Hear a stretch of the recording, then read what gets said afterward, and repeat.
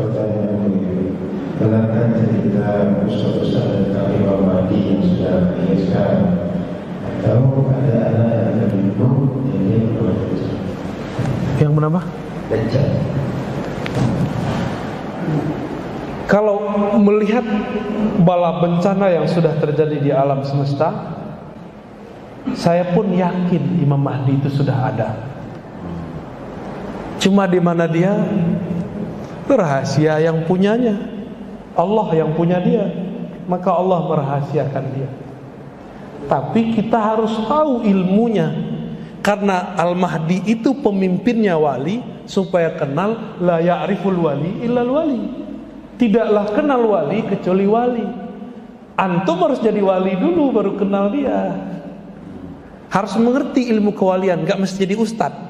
Harus jadi wali. Wali itu kenal Allah, tasdik kepada ajaran Rasulullah, percaya pada sir kewalian. Zaman ini ada Rasul gak? Kan gak ada, adanya wali. Percaya gak ada waliullah di tengah-tengah kita? Gak dikenal orang, dia makan kayak kita, dia nyamar Pak. Jika wali-wali biasa bisa nyamar, apalagi wali luar biasa, paling bisa nyamar. Dan itu samarannya berlapis-lapis, sampai kemudian orang-orang yang tadi mengira dia wali pun mundur. Kayaknya bukan wali deh, mundur, cari yang lain, ganti lagi muridnya. Begitulah terus proses. Nanti bersama beliau ada 313, ini penciriannya. Ada 313 wali-wali kutub. Wali kutub ini kenal Allah. Karena dia kenal Allah, Allah kasih tahu Al-Mahdi begini cirinya bro. Karena wali kenal. Kalau walinya baru wali umum gak bisa tahu. Maka kita sekarang sedang meningkatkan spiritualitas kita supaya kenal tentang bab kewalian, supaya suatu saat Allah angkat kita jadi wali Allah. Pas beliau muncul kita tahu ini wali Allah atau bukan wali Allah, ya. Jadi beliau sudah ada. Bagaimana dengan anak kecil yang ada itu di Al-Quds? Anak itu sudah ada. Jadi yang antum dapatkan cerita di luar itu datanya sahih, cuma gorengannya tidak sahih. Tahu gorengannya? Jadi data ini digoreng oleh ustadz-ustadz yang berbicara akhir zaman. Gorengannya macam-macam, analisanya nggak sesuai dengan qalbiyah, ruhiyah, tapi pakai ini dia. Sudah ada anak itu sekarang yang nanti akan disembelih, dibelah badannya oleh Dajjal. Apa kata Dajjal? Kalau aku sanggup menghidupkanmu setelah mati, kamu percaya nggak kepada aku? Siap. Dibelah Pak, digergaji, zet, belah dua, mati nggak? Ditiupkan lagi, hidup. Mirip-mirip sama Nabi Isa nggak? Ya. Ketika menyatu kembali, itu anak nanti umurnya sudah lumayan dewasa. Apa kata dia? Aku percaya bahwa engkaulah Dajjal yang diceritakan Nabi. Kaget itu Dajjal, kabur Dajjalnya Pak. Jadi Dajjal mulai ketakutan di situ. Berarti Dajjal sudah mencium. Jadi Dajjal itu yang dia takuti cuma satu, Nabi Isa. Ini nanti kalau dikejar-kejar Dajjal, antum panggil aja, ya Nabi Allah Isa, isfa' lana. Enggak, itu canda aja Pak ya. Lagi. Jika dalam diri manusia ada 4 unsur, roh, kalbu, nafsu, dan jasad, lalu manakah kalbu dan nafsu ketika roh kembali kepada Allah? Ya. Kita itu zahir batin, dua aja. Zahir ini tubuh. Tubuh ini di dalamnya ada nafs, jiwa. Lalu ada akal. Ujungnya adalah fikrah, pemikiran. Itu zahir kita. Ini zahir kita Pak. Ketika orang mati, yang mati itu nafs. Kullu nafsin dha'iqatul maut. Yang mati itu nafs, bukan ruh. Ruh tidak pernah mati, karena ruh itu energi. Energi ilahiyah, dan energi itu sifatnya abadi.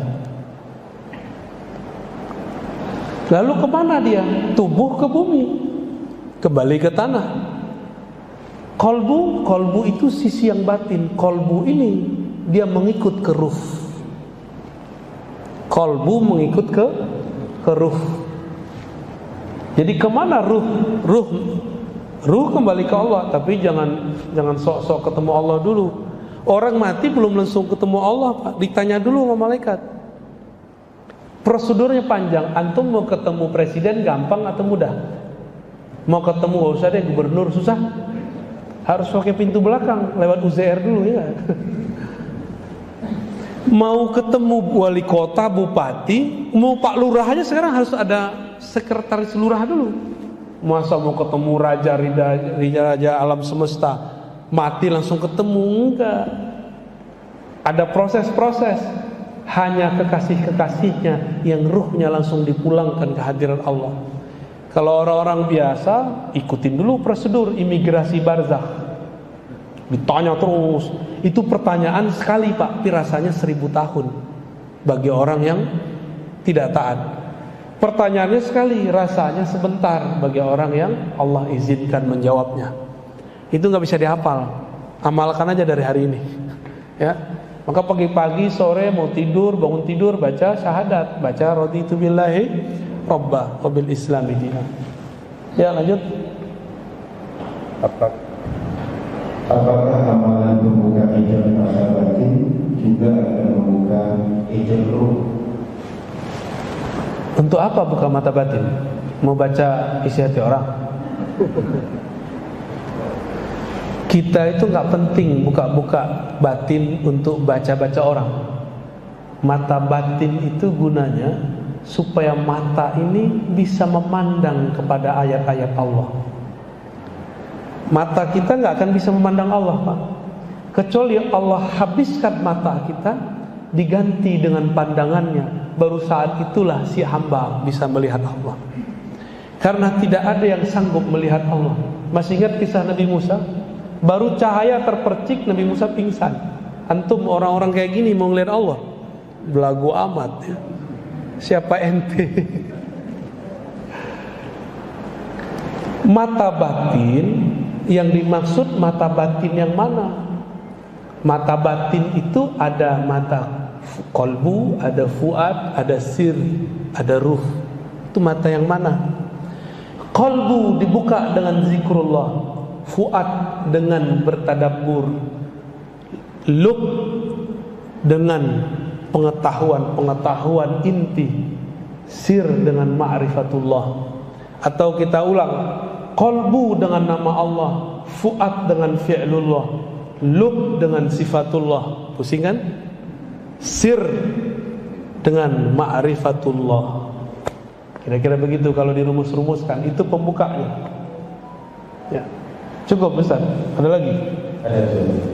Bagaimana caranya kalau kita yang sudah memiliki paham salafi tak bisa keluar dari paham itu bahkan sampai melanggar orang tua? Iya, salam. Saya yakin kalau salafinya benar, dia nggak akan durhaka ke orang tua. Apakah ada ajaran di Quran yang membolehkan membentak orang tua, menyalah-nyalahkan orang tua? Ada nggak? Antum buka Quran, kan katanya maqalallahu wa rasuluhu, kata Allah dan kata Rasulnya.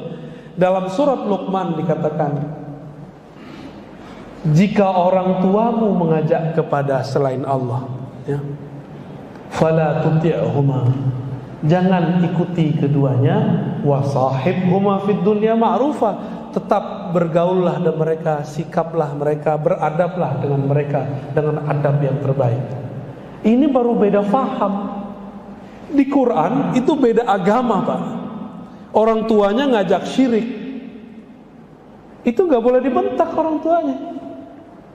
Kenapa? Orang tua kita sudah mewakili tugas Allah untuk membesarkan kita, diwakilkan ke orang tua. Walaupun fikrahnya, kalbunya musyrik, tapi tetap jasanya gak bisa hilang. Maka ciri-ciri ajaran sesat adalah ajaran yang membuat dia durhaka kepada orang tuanya, bertengkar dengan saudaranya, benci dengan pengurus masjidnya, tidak sapa-sapaan dengan kawan lamanya. Berarti bertentangan dengan surat Al-Hujurat, innamal mu'minuna, sesungguhnya orang beriman itu bersaudara. Berarti dia sudah tidak menganggap yang lain itu saudara. Apalagi imamnya tahlil kayak tadi itu kan, la ilaha illallah. Itu benci sekali dia tuh, ya. Antum tuh dibenci udah ditandain tuh Ustaz. Takut gak Ustaz? Gak usah takut Ustaz. Tuang kue ini ditandain kan Ustaz khurafat. Apalagi ini yang di samping saya nih. Ini bahaya ini ya. Karena dia baca kitab-kitabnya yang menghancurkan argumentasi mereka. Bapak kalau ngaji sama kita, tolong tambah baik ke orang tua. Bapak kalau ngaji kepada Ustadz Alnof, kepada saya, kepada Uzair, kepada teman-teman Ustadz-Ustadz yang ahlu sunnah aswaja, tolong tambah sayang kepada saudara, tambah hormat kepada tetangga, seperti Nabi dulu menghormati tetangga. Hormatkan Nabi tetangga, hatta itu non muslim dihormati. Ini baru tetangga Facebook udah nggak hormat kan? Tetangga paham, tetangga manhaj. Udah banyak. Ini ciri-ciri mereka bukanlah pembawa sunnah Nabi. Sunnah Nabi yang mereka pahami cuma celana cingkrang. Maaf loh Ustaz ya, bukan antum, jenggot panjang. Ini jenggot antum coba dilihatin dong. Ajib. Kalau aneh iri sama jenggot antum. Ini nggak bisa panjang-panjang kan? Nggak muncul-muncul. Nggak tahu ntar kalau daulah berdiri ya. Ntar dikasih obat apa gitu ya. Tumbuh dia kan. Tapi nggak cocok kali wajahnya ya.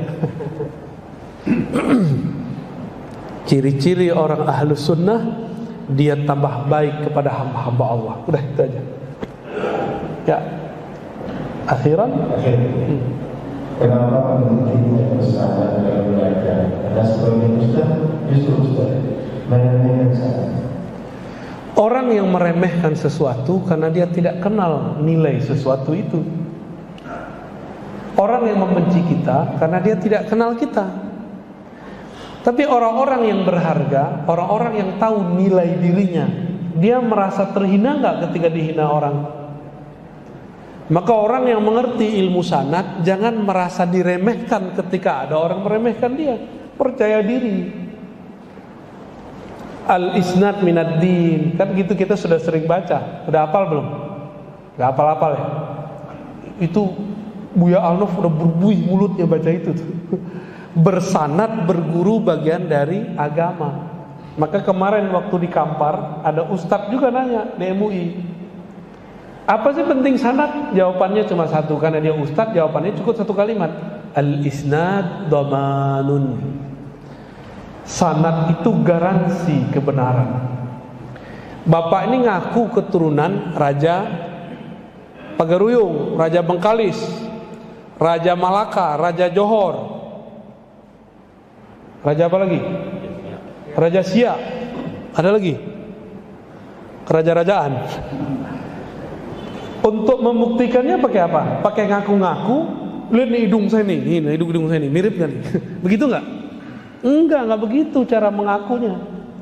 Tunjukkan bukti akte lahir, lalu nasab, sanad silsilahnya. Itu baru nasab zahir. Garansinya adalah silsilah atau sanad. Jika nasab biologis mesti dijaga dengan silsilah sanad, apalagi nasab keilmuan, nasab beragama, wajib dijaga. Jadi sanad itu bukan sunnah, wajib hukumnya. Ini beliau ini jadi ustadz karena diangkat sama gurunya kan, diajazahin, diijazahkan oleh gurunya, baru boleh ngajar ilmu-ilmu yang berat. Jadi apa guna sanad? Garansi kebenaran. Kita seperti yang saya buka di awal tadi, boleh merasa benar tapi tidak boleh merasa paling benar. Kalau ini nggak benar, ngapain kita perjuangkan? Enggak. Jadi tolong bergurulah kepada ahli sanad, Allah akan jaga kita. Bagaimana ada ustadz yang meremehkan sanad? Utrukuhum fala tubali bihim. Tahu artinya nggak? Udah tinggal aja mereka, nggak usah dihiraukan lagi. Orang begitu di akhir zaman masih ada, ya. Nanti ciri-ciri mereka apa? Mereka nggak percaya sama Habib, nggak percaya ada zuriat Nabi. Apa arti zuriat? Keturunan. Kalau ada orang hari ini nggak percaya keturunan Rasulullah, Berarti kalau muncul Imam Mahdi, dia percaya nggak Imam Mahdi entah? Dia gerakan akhir zaman, tapi nggak percaya Habib. Ke laut. Kenapa? Imam Mahdi itu keturunan Rasulullah Sallallahu Alaihi Wasallam. Berarti salah satu pencirian gerakan Aswaja Ahlussunnah akhir zaman yang pas, dia bisa menghormati zuriat Rasulullah. Oh, Ustaz, Habib ini Syiah, Habib ini liberal, itu urusan si Habib. Kita kan menghormati nasabnya. Pemahaman dia belum tentu kita ikuti, gerakan politiknya belum tentu kita ikuti. Saya cinta sama Habib Fulan, walaupun Habib Fulan dan Fulan ini bertengkar, Pak. Satu Habib pro pemerintah, satu Habib anti pemerintah, tapi mereka cinta NKRI. Saya cinta kepada dua Habib ini, nggak ada urusan dengan gerakan politiknya. Ya. Kita beda dengan seseorang, apakah memusuhi dia? Enggak, ya. Maka Bapak sahabat dimulakan Allah, mari jaga sanad, karena sanad itu nanti garansi pemikiran dan rohani kita di akhir zaman. Semoga uraian pendek mengenai akhir zaman ini bisa menyadarkan kita, menyadarkan saya bahwa ini adalah awal dan ke depan akan lebih berat. Maka utamakanlah ilmu qalbu, ilmu rohani. Allah akan ringankan beban-beban kita. Sallallahu ala nabiyina Muhammad. Assalamualaikum warahmatullahi wabarakatuh.